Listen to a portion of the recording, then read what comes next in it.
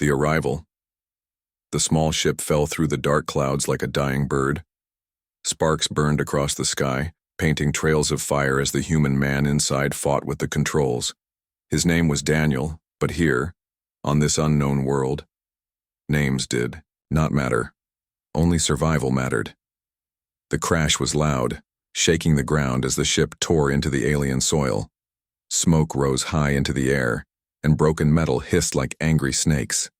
Daniel stumbled out coughing, his heart beating like a war drum. The world around him was strange and silent. The forest glowed with a blue light that came from the trees themselves. Their branches stretched high, twisting like the arms of giants. Small floating lights drifted in the air like fireflies, but colder, more mechanical. The ground was soft, covered in silver moss that shone under the pale twin moons above. Daniel looked around. His communicator was dead. His ship was broken. He was alone. Or so he thought. Every sound made him nervous. A branch snapping. A whisper of wind. His boots crushed the silver moss as he moved forward, trying to understand where fate had thrown him. He felt eyes on his back, though when he turned there was nothing. The silence was heavy. It pressed against his ears, and every step seemed louder than it should be. Then faintly he heard something. Soft voices almost singing. The language was strange, like bells ringing underwater. His skin tightened. He was not alone. From the glowing trees, they appeared. Figures tall and graceful, stepping out from the shadows like they had been waiting for him all along. They were women, but not human. Their eyes shone like molten silver. Their hair flowed like streams of light, and their skin carried patterns that looked alive, shifting with each breath. Daniel froze. His throat was dry. His heart raced faster than his mind could think. The alien women surrounded him in silence. Some of them carried long crystal spears that pulsed with energy. Others simply stared, their eyes sharp, curious, and dangerous. One of them stepped closer. She was taller than the rest, her face calm but filled with power. When she spoke, her voice was smooth, but it cut through the silence like a blade. "It has been 105 years, she said slowly, in a voice Daniel could understand. Her silver eyes never left his face. 105 years, since we last saw a man. The words hit Daniel like lightning. His breath caught in his chest. What did she mean? What happened to the men here? And why did she sound almost hungry when she said it? The circle of alien women tightened. Some whispered to each other, their strange language sharp, filled with tension. Their eyes glowed brighter, and Daniel felt like prey surrounded by hunters. His mind raced. Should he run? No. Too many. Should he fight? Impossible. Their weapons were not of this world. His only choice was to stand still and pray they would not tear him apart. The tall woman raised her hand. The whispers stopped. Every eye burned into him. Her lips curved into something between a smile and a warning. You should not be here, human, she said. But now, you are. The silence returned, heavier than before. Daniel felt his knees weaken. He could hear his own heartbeat echoing, inside his skull. Suddenly, one of the alien women hissed, pointing her spear at his chest. The energy hummed, ready to strike. Daniel stepped back, his breath ragged, but the tall woman stopped her with a single look.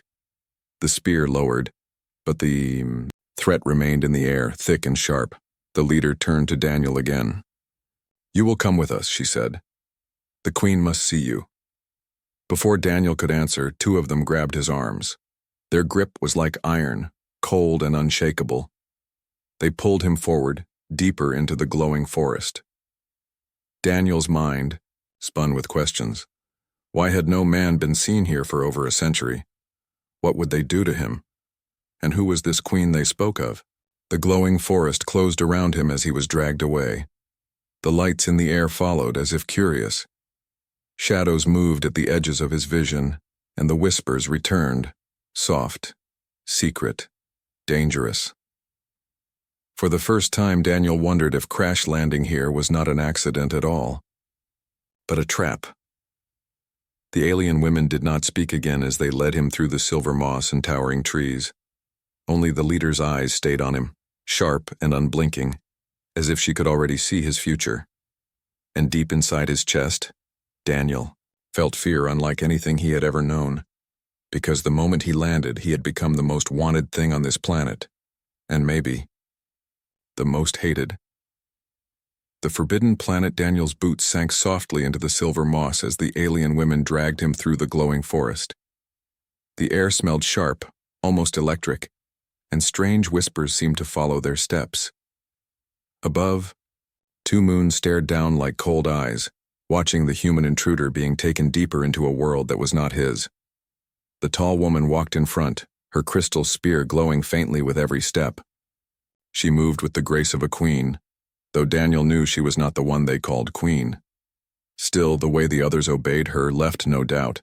She was their leader here. They moved in silence, except for the faint humming of the women's weapons and the crack of moss underfoot.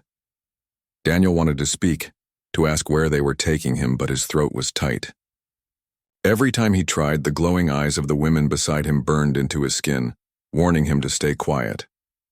Finally, the trees opened, and Daniel's breath caught in his chest. Before him rose a city unlike anything he had ever seen. Tall towers of crystal spiraled into the sky, glowing with a soft inner light. Bridges of glass stretched between them, suspended high above the ground. The streets below shimmered, paved with black stone that pulsed as if alive.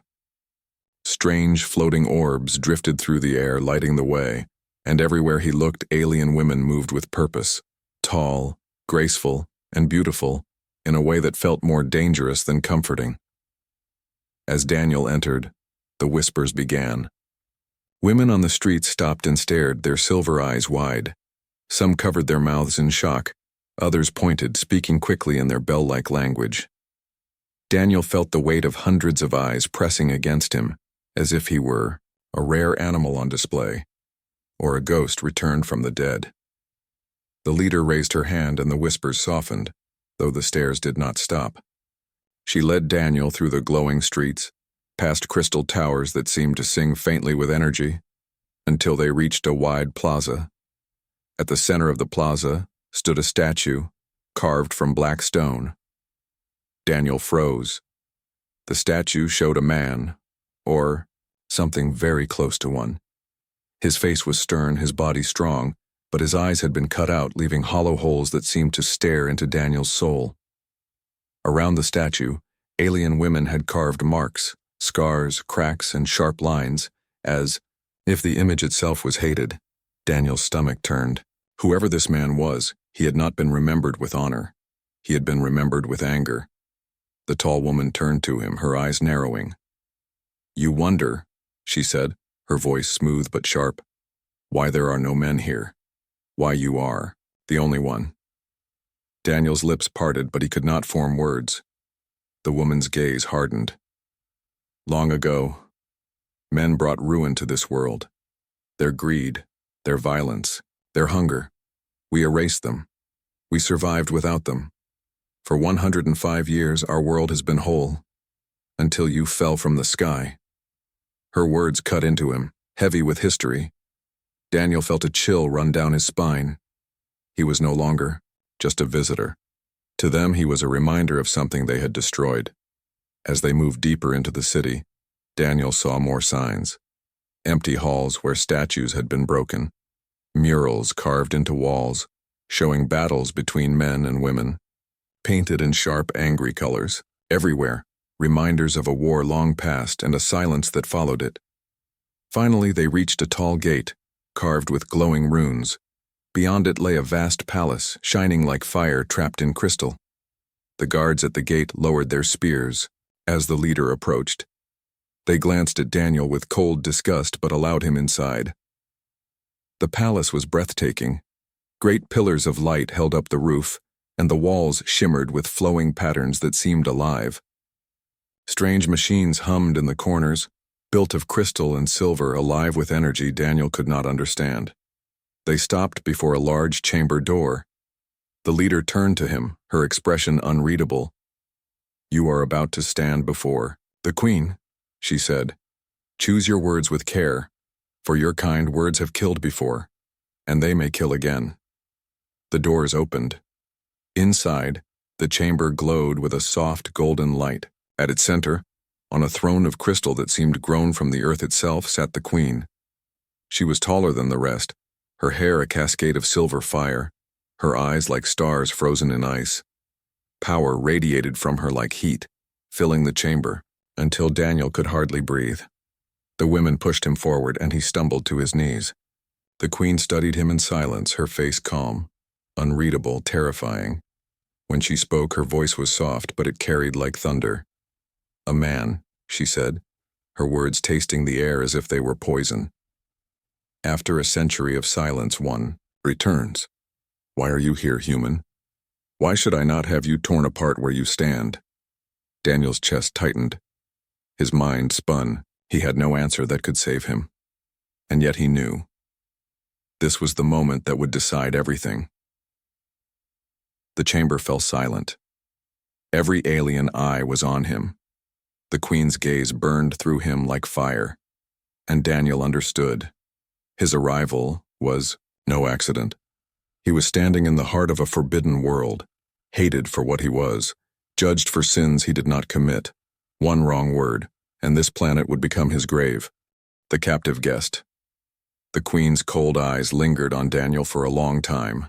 The silence in the chamber stretched like a knife over his throat. At last, she lifted her hand. Take him, she said simply. The alien women obeyed. 2 guards grabbed Daniel by the arms, their grip unbreakable. He tried to speak, to explain he was only a traveler, not an enemy. But no one listened. The queen turned her gaze away as if he were already forgotten. They dragged him through the golden halls of the palace, past walls that shimmered with strange moving patterns. He caught glimpses of things he did not understand. Machines built of crystal, rooms filled with glowing plants, corridors that hummed with hidden power. Everything here was alive with beauty and danger. At last, the guard shoved him into a tall chamber. The door slammed shut, sealing him inside. Daniel looked around. The chamber was not a cell, not exactly. It was too grand for that. The walls were carved from shining stone, glowing faintly in the dark.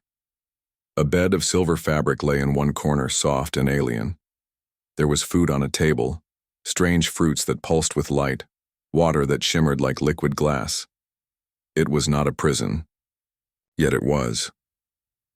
Daniel pressed his hand against the door. It was solid, smooth, without any opening. No lock he could break, no handle he could turn. He was trapped. He sat on the edge of the bed, his thoughts heavy. Why had they kept him alive? Why not kill him right there in the throne room? Perhaps the queen wanted to study him. Perhaps she wanted to use him. Or perhaps she was only waiting for the right moment to erase him like all the men before. Hours passed, or maybe only minutes. Time felt strange here under the twin moons. Then the door slid open without warning. A woman entered. Not a guard, not a soldier. She was younger, smaller than the others, though still taller than Daniel. Her silver eyes were softer, curious. She carried a small tray of food. "You must eat," she said, placing it on the table. Her voice was calm, almost gentle. Daniel stared at her, unsure if he should speak. But silence weighed on him, and finally he asked, "What is this place? Why am I here?" The woman tilted her head, studying him as if he were a puzzle. "This is Arendor," she said. "Our city. You are here because you should not exist." Her words sent a shiver through him. "I didn't mean to come here," he said quickly. "My ship crashed. I don't want trouble." The woman's eyes narrowed. "Trouble follows men. Always. That is why they were destroyed." Daniel's heart pounded. "Destroyed? All of them?" She looked away, as if the answer was too heavy to speak. Then she turned back. "You should eat. You will need strength for what comes." Before he could ask more, she left, the door sliding shut behind her. Daniel sat in silence again, staring at the glowing fruit. He was hungry, but fear twisted his stomach. What if the food was poison? What if it was a test? After a long moment, he forced himself to take a bite. The fruit was sweet, strange, but alive with energy. He felt warmth spread through his body. Sleep came slowly. Dreams filled his mind, images of battles, burning towers, men dragged into darkness. He woke with a start, sweat on his skin. The door opened again. This time 2 guards entered. They spoke in their bell-like language, sharp and commanding. One gestured for him to rise. Daniel obeyed. They led him out of the chamber, through long corridors until they reached another room. This one was filled with strange devices, tables of crystal, glowing instruments, and walls that shimmered with moving lights. Daniel realized with a sinking heart. It was a laboratory. Alien women in long robes stood waiting. Their eyes studied him with cold hunger. He felt like an insect trapped under glass. The leader of the group, an older woman with skin marked by glowing patterns, stepped forward. "The Queen has allowed us to examine him," she said. Her voice was flat, professional, but her eyes burned with curiosity. They moved around him, touching his skin, studying his face, taking samples of his blood with needles made of light. Daniel clenched his teeth, refusing to cry out. The older woman frowned. "Stronger than expected," she said, "but dangerous. Always dangerous." Daniel's chest tightened. He wanted to fight, to run, but he had no chance. Surrounded, outnumbered, weaponless, he was nothing. At last the older woman stepped back. "Enough for today," she said. "Take him back. The Queen will decide what to do with him." The guards dragged Daniel out again. His body ached. His mind raced. He knew now. He was not a guest. He was not a prisoner either. He was a test subject. As the chamber door closed behind him again, Daniel sat in the silence of his glowing prison. His hands shook. His thoughts turned dark. What happened to the last man they captured? Did he survive? Or was he destroyed, erased, forgotten? Daniel closed his eyes. He could almost hear the whispers of the city outside, like ghosts pressing against the walls. One thing was clear. If he wanted to live, he could not stay just a captive. He would have to find a way out. The Queen's test, the morning came with no sun.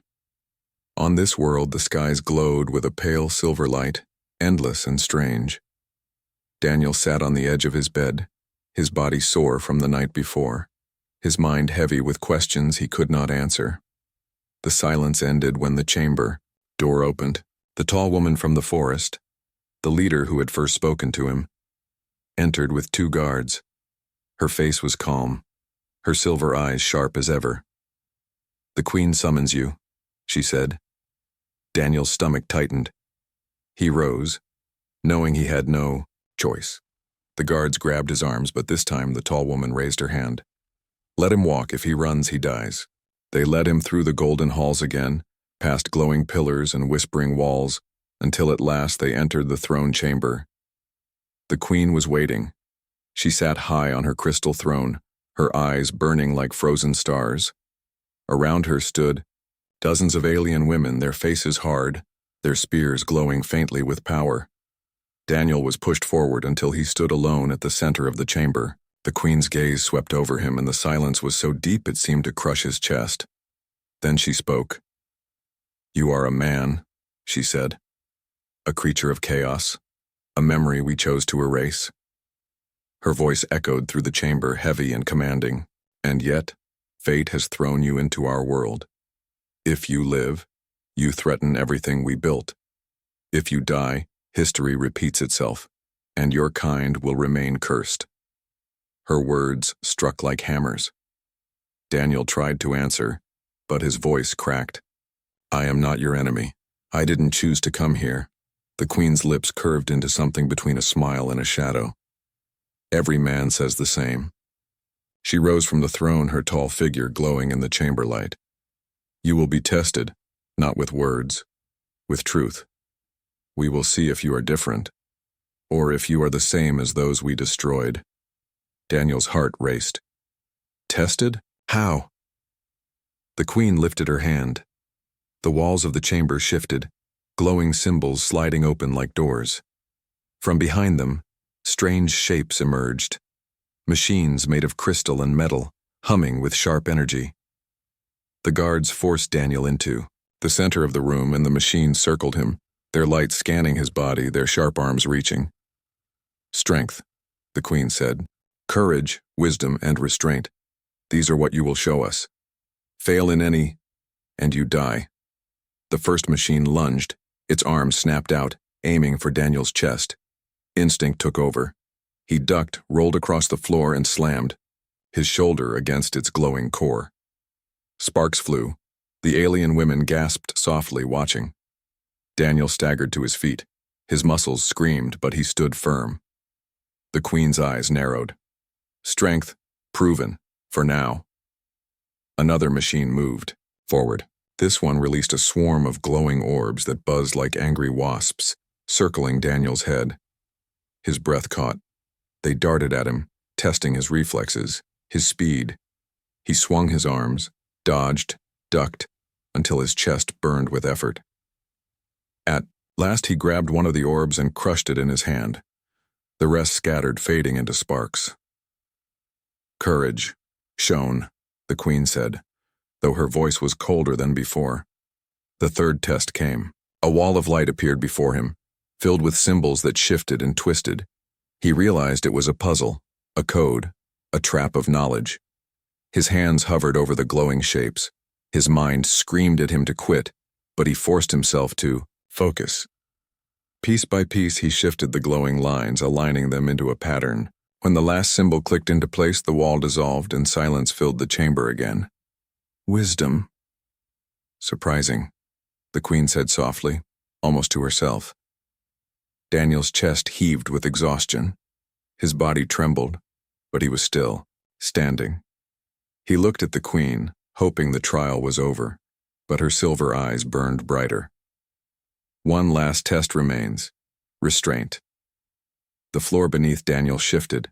From the shadows, a figure rose, a smaller woman, her face frightened, her hands bound by glowing chains. She stumbled forward, her eyes wide.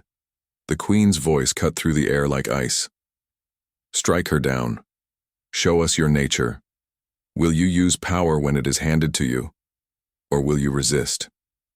Daniel's breath froze. The woman looked at him, with terror, shaking her head as if begging him not to hurt her. His fists tightened.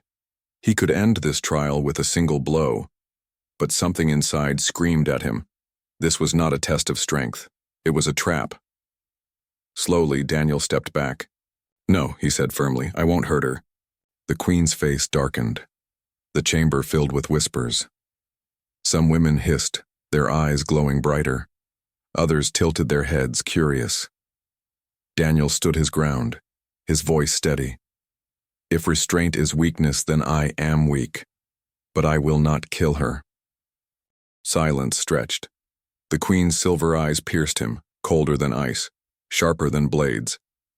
At last, she raised her hand. The bound woman vanished, melting into light. It had been an illusion. The queen returned to her throne, her expression unreadable. You passed, she said. Her voice was calm, but her eyes still burned with fire. But do not think this means you are safe. The tests show you are not the same as those before you, but the blood of men carries shadows. We will see how long before yours awakens. Daniel's body sagged with relief, though fear still gripped his heart. He had survived the queen's test. But as he was dragged back to his chamber, one thought burned in his mind. This was only the beginning, the secret history. The nights in Arendor were long and restless. Daniel sat in his chamber staring at the glowing patterns on the walls, listening to the hum of the city outside. He had survived the queen's tests, but survival felt like a fragile thread ready to snap. Every look he received from the alien, women, every whisper when he passed through the halls reminded him he was an intruder, a dangerous memory brought back to life.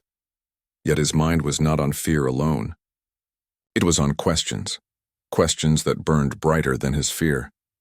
Why had the Queen tested him? Why had she not simply ended him? What was the real story behind the disappearance of men? He needed answers. The door slid open with a soft hum. Daniel looked up expecting guards, but instead it was the younger woman, the one who had brought him food before. Her silver eyes darted nervously around the chamber before she slipped inside and closed the door. "You should not be here," Daniel said in a low voice. "Neither should you," she whispered back. "But fate has strange ways." Her name, she told him, was Ceres. Unlike the others, her voice carried no hatred, only curiosity. She studied him not as an enemy, but as something unknown. "You want to know the truth?" she said. Daniel nodded. "Yes, why are men gone? What really happened here?" Ceres hesitated, then motioned for him to follow. "Come," quietly. They moved through hidden corridors, narrow passages behind the shining walls of the palace. Ceres led him down stairways that twisted deep into the ground where the hum of the city faded into silence. At last they reached a door carved with strange symbols. With a touch of her hand it opened, revealing a vast chamber. Daniel's breath caught. It was a library, but not of books. Crystals floated in the air, glowing softly. Each crystal contained images, voices, and memories frozen in light. Ceres touched one, and it projected a vision across the chamber.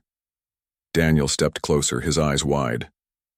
The vision showed men and women, both alien, but clearly the same race as those who now surrounded him. At first they lived together, building towers of crystal, cities of light. There was laughter, unity, but then the vision changed. The men stood in armies, carrying weapons that burned with fire. They demanded power, demanded control. The women resisted, and war tore the planet apart. Towers crumbled, cities burned, and the skies turned red. The next crystal showed the end. The women stood victorious, their eyes glowing with power. The men lay broken, erased from history. Their images were destroyed, their names cut away, until only silence remained. Daniel's chest tightened. "So it's true," he whispered. "The men were destroyed." Ceres's eyes were dark as she turned to him. "Destroyed, yes, but not all by war. The Queen herself ordered it. Every man hunted down, erased until we could build without their shadow." Daniel felt his knees weaken. "And now, me." Ceres looked at him for a long moment. "Your coming is not chance. Do you not see? For 105 years no man has walked here. Then you fall from the sky like a ghost pulled back by fate. You were meant to be here." Daniel shook his head. "I don't believe in fate." "Believe or not," Ceres said softly, "the Queen does. She believes your arrival is a warning or a promise." Daniel's thoughts raced.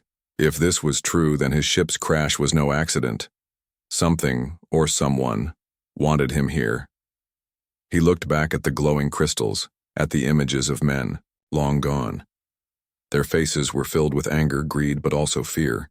He saw them die, vanish, erased from memory, and now standing in this secret chamber he felt their ghosts pressing on his shoulders. "Why show me this?" he asked. Ceres lowered her voice. "Because the city is breaking. You cannot see it, but I can. The balance is gone. Without men, our people are strong, but hollow. Something is missing. The Queen hides this truth, but cracks are forming. Factions whisper in the dark. Some want you dead, others want to use you, but none will let you go." Daniel's fists tightened. He had no ship, no way to leave. He was trapped between those who wanted him destroyed and those who wanted him as a tool. "What do you want?" he asked. For the first time, Ceres smiled faintly. "I want to see if you can change history. Not repeat it. Not destroy it. Change it." Daniel's heart pounded. Change history? He was only one man, lost and powerless. And yet here he was, the only man in a world that had forgotten men. The whispers of the library echoed around him, voices of the past speaking through the crystals. He could almost hear them calling, warning, pleading. Ceres touched his arm, gently. "Be careful. If the Queen learns I showed you this, I will vanish. as so many before me. Daniel swallowed hard. Why risk it? Because, she said softly, perhaps you are not here to be destroyed. Perhaps you are here to save us all. The door closed behind them, sealing the library of memories once more. As Saris led him back through the hidden passages, Daniel felt the weight of the secret burning in his chest. Now he knew the truth. The men were gone because of the Queen. The war had ended, but the scars had not. And somehow, his arrival was tied to it all. The choice. The days after Daniel discovered the hidden library felt heavier than iron. The secret burned in his chest. He could not forget the visions of war, the screams locked inside those glowing crystals. He now knew why the women hated him. But he also knew something they tried to bury. Without men, their world was cracking. And now his presence had pulled those cracks wide open. The city whispered about him. Everywhere Daniel walked, he heard it. Some women hissed his name like a curse. Others looked at him with awe, as if he were a forgotten god. It was not just curiosity anymore. It was division. Even the guards who escorted him began to argue. He caught fragments of their words in the sharp bell-like tongue. Some demanded his death before he brought ruin. Others said the Queen should use him to heal the imbalance, to bring something back they could not create alone. Daniel realized something terrifying. He was no longer just a prisoner. He was a spark that could ignite a war inside this world. One night, Sarah slipped into his chamber again. Her silver eyes were restless, and her voice trembled as she whispered, "The factions are moving. The High Council gathers tomorrow. They will decide your fate." Daniel's chest tightened. And what will the Queen choose? Sarah shook her head. No one knows. She listens to both sides. She is too careful, too silent. That silence is breaking us apart. Daniel stood, pacing the chamber. So I'm nothing but a tool, a weapon, for either side. You are more than that, Sarah said, though her voice wavered. You are proof. Proof that the past is not gone. Proof that the future may not be what the Queen commands. Her words gave him little comfort. Proof, yes, but proof could be worshipped or destroyed. The next day the guards came for him. They did not drag him this time. They walked beside him, their eyes sharp, their spears glowing. Some glared at him with open hatred. Others kept stealing glances, as if waiting to see if he would save them or doom them. They entered the council hall, a vast chamber lined with glowing pillars. At its center sat the Queen, tall and silent upon her throne. Around her stood the High Council, 12 women, each with faces carved by power. Daniel was placed in the circle before them, the hall filled with voices. One counselor stepped forward, her silver eyes blazing. He is a danger. The past burned us once. Shall we invite the fire again?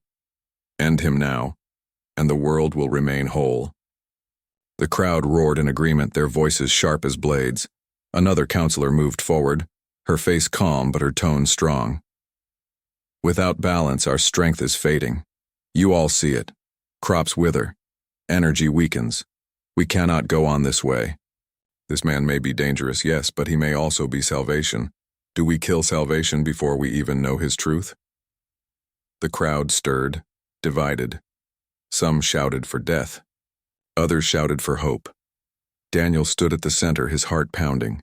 He was not meant to be part of this fight. He was only one man, a lost traveler. Yet here he was, standing as the choice between destruction and survival. The Queen raised her hand, and the voices fell silent.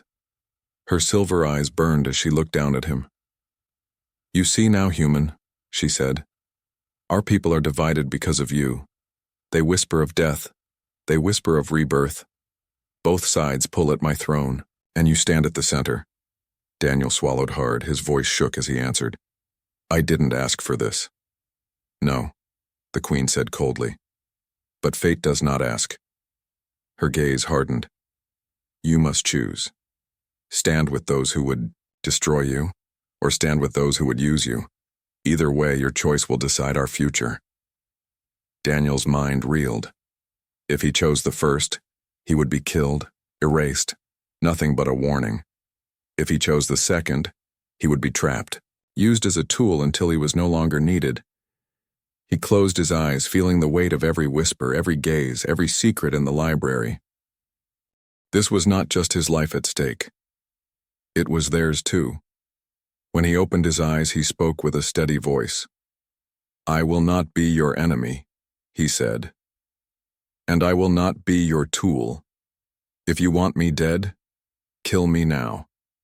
If you want me alive, then let me live free, but I will not be owned by either side." The hall fell silent. The counselors looked at one another, shocked. The queen's eyes narrowed, her face unreadable. Then slowly she rose from her throne. "You refuse both?" she said softly. "Yes," Daniel said. "Because I am not your past. I am your present. If you judge me for who I am, not for ghosts already buried." The silence stretched, heavy and sharp. Then the chamber erupted in voices again, louder than before. Some cried out for his death. Others shouted for his protection. The factions had grown stronger, and now they clashed openly. The queen lifted her hand again, but this time her face betrayed something. A flicker of doubt. For the first time, Daniel saw it. She was not unshakable. She was not certain. The guards pulled Daniel back as the counselors shouted. His chest heaved. He knew one thing with terrifying clarity. The choice had been made, but it was only the first, and soon the city would bleed for it. The final clash, the city of Arendor, no longer whispered. It shouted. For days, Daniel's defiance in the council hall echoed through the crystal streets. His words had split the people wider than ever before. Some called him hope. Others called him doom. Factions gathered in the shadows. And their voices turned to fists, then to weapons. By night, the city burned with arguments. By dawn, it burned with sparks of war. Daniel sat in his chamber, pacing like a caged animal. Guards had doubled outside his door, but their eyes betrayed the truth. They were no longer united. One guard glared at him with hatred, her grip tight on her spear. The other watched him with curiosity, almost pity. Even the guards were choosing sides. The silence shattered with an explosion. The walls shook and shouts echoed through the palace halls, cries in the alien tongue, sharp and furious. Daniel rushed to the door, his chest pounding. The door slid, open before the guards could stop him. Saris appeared, her silver eyes wild, her robe torn. "It has begun," she whispered, grabbing his arm. "The factions are fighting. Some come for you to protect, others to destroy. If you stay, you will die." Daniel's mind spun. "Where can I go?" "Not out," Saris said. "Out there is war, but there is a way below, a place even the queen cannot touch." Before she could lead him, a group of warriors stormed the hall. Their spears glowed, their eyes burning with rage. "The man must die," one shouted. Saris pulled Daniel back. "Run!" The palace became a battlefield. Women clashed with spears, of light, their voices sharp with fury. Some screamed to kill the intruder, others screamed to protect him. Crystal walls cracked, shattering into glowing shards. Daniel ran through the chaos, Saris guiding him through hidden passages.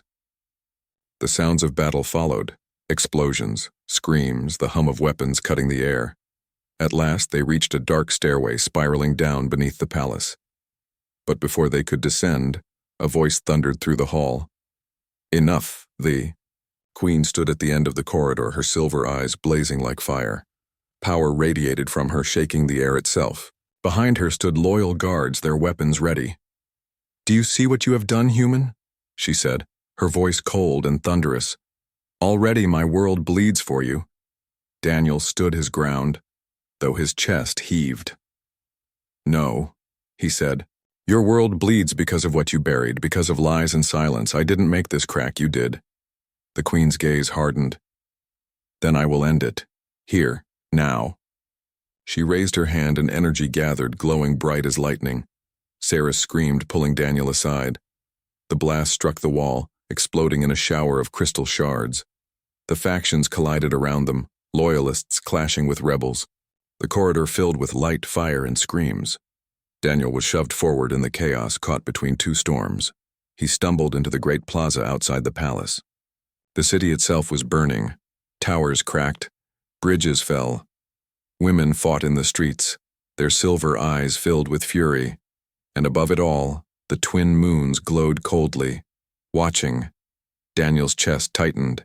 He had no weapon, no army, no power, but his voice. And yet, they were all fighting for him. He climbed onto the broken base of the statue in the plaza, the same statue of the eyeless man, scarred and hated. His voice roared over the chaos, desperate and raw. "Stop this." All of, "You look at what you are doing!" Some froze, their eyes snapping toward him. Others kept fighting, blind with rage. Daniel raised his arms, his voice breaking. "You fear me because of your past. You fight for me because of your future. But I am neither. I am now. I am not your enemy, and I am not your savior. I am only a man who does not want your war." The fighting slowed. Eyes turned to him. The plaza fell into tense silence. The queen stepped forward, her robes torn, her face fierce with power. "Words," she spat. "Always words. Do you think words can heal what men destroyed?" Daniel's chest heaved. He looked at her, then at the crowd. "No," he said softly. "Not words. Choices." He stepped down from the statue, walked into the center of the plaza, and spread his arms wide. "If my life is the price for your peace, then take it. Kill me here. End me and end this fight." The silence deepened. Spears rose. Eyes glowed. The city itself seemed to hold its breath, but no one moved. Sarah's voice broke the stillness. "Do you not see? He offers his life freely. That is not the greed of the past. That is not the hunger of men before. That is different." Murmurs spread through the crowd. Weapons lowered, trembling. The queen's silver eyes flickered, torn between rage and doubt. Daniel stood unflinching, his heart pounding like thunder. He was ready for death, but it did not come. One by one, the warriors stepped back. The factions faltered, the fighting slowed, the fire in their eyes dimmed. The queen's gaze burned into Daniel for what felt like eternity. Then, at last, she lowered her hand. "Perhaps," she whispered, her voice shaking for the first time, "perhaps history is not a circle after all." The city was silent. The war was over, at least for now. Daniel dropped to his knees, his body weak, his breath ragged. He had survived not by strength, not by power, but by choice. And in that moment, he knew this world would never be the same again.